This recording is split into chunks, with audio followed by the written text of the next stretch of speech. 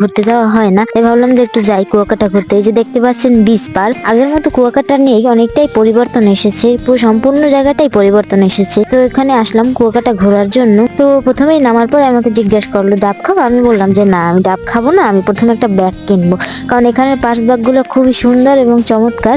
আমি এখান থেকে একটা পার্স ব্যাগ কিনতে চাই, এটা অল্প দামে খুব ভালো পার্স ব্যাগ পাওয়া যায়। এরপরে গেলাম আমার হাতের ভ্যানিটি ব্যাগটি রাখার জন্য সুটকি পল্লীর ভিতরে, এর ভিতরে একটা পরিচিত ভদ্রলোকের দোকানে রাখার জন্য। তো সেখান থেকে নামলাম।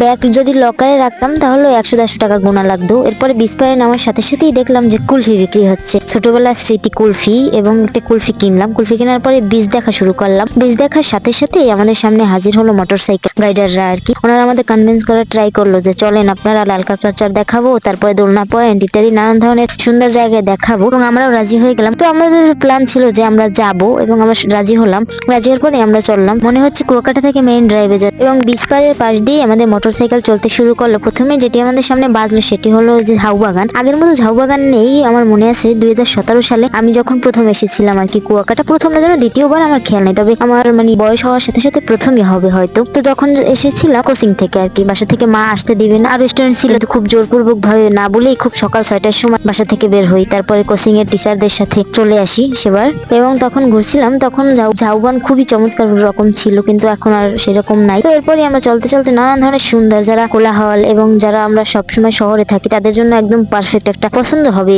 এত সুন্দর একটা জায়গা আর কি, যে কুয়াকাটার ভিতরে চমৎকার জায়গায়। যে গাছগুলো দেখতে পাচ্ছেন, আমি গাছগুলো দেখে সত্যি অবাক হয়েছি যে এত এত গাছ আসলে সমুদ্রের বালুর ভিতরে চাপা পড়ে মারা গেছে। আসলে সত্যি এক মানে অন্যরকম একটা দৃশ্য, যে গাছগুলো দাঁড়িয়ে আছে, কিন্তু সবসময় আমরা দেখি জীবিত গাছ দাঁড়িয়ে আছে, কিন্তু মৃত। এই মৃত গাছগুলো সমুদ্রের পার্কে আরো সুন্দর বানিয়ে দিয়েছে। এবং এখানে আমরা নামলাম, নেমে কিছুক্ষণ আমরা ছবি টবি তুললাম, পরে আমরা আসলাম দোলনা পয়েন্টে। দোলনা পয়েন্টের জায়গাটা আসলে খুবই সুন্দর একটি জায়গা, মানে একটা বিচ ভাইব দেয় এই দোলনা পয়েন্টের জায়গাটা। তো সেখানে আমরা নামলাম, নামার পর কিছুক্ষণ সেখানে থাকলাম, তারপরে আমরা দোলনা দেখলাম। সেখানেও বিচ পাড়ের খুব সুন্দর একটা জায়গা, সেখানেও পর্যটক আসে, যারা ঘুরতে পছন্দ করতে অবশ্যই আসে। সাধারণত আমরা বিচ পাড়টাই বেশি দেখতে পছন্দ করি, এরকম জায়গায় সচরাচর আসা হয় না, খুব কমই আসা হয়, কিন্তু এই জায়গাটা সত্যি চমৎকার এবং খুব সুন্দর। এরপর মোটরসাইকেলে আমরা চলে আরো সামনের দিকে যাবো, কারণ সামনের দিকে লাল কাঁকড়া চর আছে, তারপরে সাগরের একটা নদীর মোহনা যায়, সেই মোহনাটাও আমরা দেখতে পাবো। সমুদ্রের পাশ দিয়ে এরকম গাছগুলো দেখতে পাওয়া যায়, আসলে নদীর পাশ দিয়ে এরকম গাছ, এরকম পরিবেশ, কোনো কোলাহল নেই, কোনো ঘর বাড়ি নেই, একদম স্তব্ধ,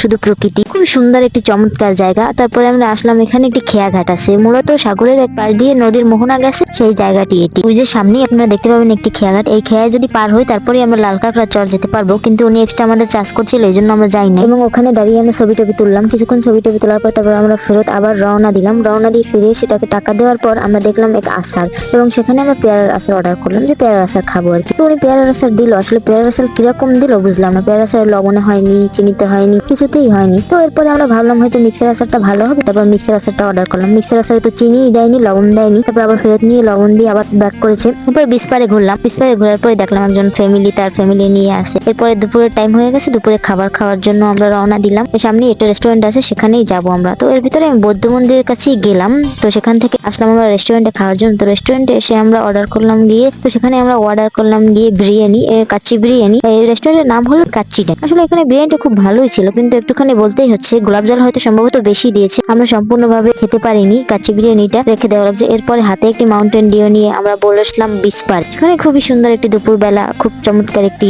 আসলে ক্লান্ত। আর বলতেই হয় এই আইসক্রিমটা হলো আমার কুয়াকাটা সব থেকে বেস্ট আইসক্রিম লাগে। এরপরে বিচ পাড়ে নামলাম, তারপরে কাঁচা ভুট্টা খাওয়ার জন্য। এই সিজনে কাঁচা ভুট্টা পাওয়া যায়, আর খুবই চমৎকার হয় এই সিজনের কাঁচা ভুট্টা গুলো। তো সেখান থেকে একটি কাঁচা ভুট্টা খেলাম, তো খাওয়ার পরেই দেখলাম ঝিনুক। তো কাঁচা ভুট্টা পোড়াতে দিয়ে আমি টোকাতে বসলাম ঝিনুক, এবং কিছু ঝিনুক টোকালাম। এর ভিতরে আমার চলে আসে ভুট্টা, এবং ভুট্টাটা খুবই মজাদার ছিল, কুয়াকাটার ভুট্টা। তারপরে গেলাম আমরা ফুচকা খাওয়ার জন্য, যে ফুচকা বা হালকা পাতলা কিছু খাই, ট্রাই করলাম হলো ফুচকা। আসলে ফুচকাটাও খুব ভালো ছিল। তো ফুচকা খাওয়ালে খুব ঝাল লাগলে এখানে মালাই চাটাও ট্রাই করতে চাইছিলাম, কিন্তু অতিরিক্ত ঝাল খাওয়ার কারণে আর পারিনি। এরপরে বিচ পাড়ে যাওয়ার সাথে সাথে দেখলাম একটা মাছ ভেসে এসেছে। আসলে সমুদ্রের পাশে এরকম মাছ দেখা সত্যি একটা দুর্লভ বিষয়। এরপর দেখি একাধিক মাছ পড়ে আছে কুয়াকাটা সমুদ্র সৈকতের পাশে। বিচ পাড়ে যে হাঁটার এক শান্তি, বা বিচ পাড়ে যে এক স্নিগ্ধতা পাওয়া যায়, আসলে এই স্নিগ্ধতা হয়তো আর কোথাও পাওয়া যায় না। আসলে এই সমুদ্র সৈকতের শেষ সীমানাই হলো যে সূর্যোদয় এবং সূর্যাস্ত, এগুলো দেখা। তো তারপর সূর্যাস্ত সূর্যোদয় এগুলো দেখা সকাল থেকে এখানে ছিলাম যেহেতু, তবে সন্ধ্যা হয়ে আসে। এরপরে কিছুক্ষণ দাঁড়িয়ে থেকে সেখান থেকে ফেরার জন্যই প্রস্তুতি নিচ্ছিলাম। এর ভিতরেই যখন ফিরলাম তখন দেখলাম হয়তো সৌদি আরব থেকেও কেউ এসেছে, আসলে সৌদি আরব থেকে এসেছে। এরপর বাড়ির জন্য কিছু আচার টাচার কিনলাম, আচার টাচার কেনার পরে তারপরে সমুদ্রকে টাটা জানিয়ে কুয়াকাটা সমুদ্র সৈকতকে বিদায় জানিয়ে আমরা ফিরতে শুরু করলাম বাড়ির উদ্দেশ্যে। এবং এবারের পর্বই আমাদের শেষ হলো। নিশ্চয়ই আপনাদের ভালো লেগেছে। অবশ্যই ভালো লাগলে লাইক, কমেন্ট এবং সাবস্ক্রাইব করে সাথে থাকবেন। ধন্যবাদ আপনাদের।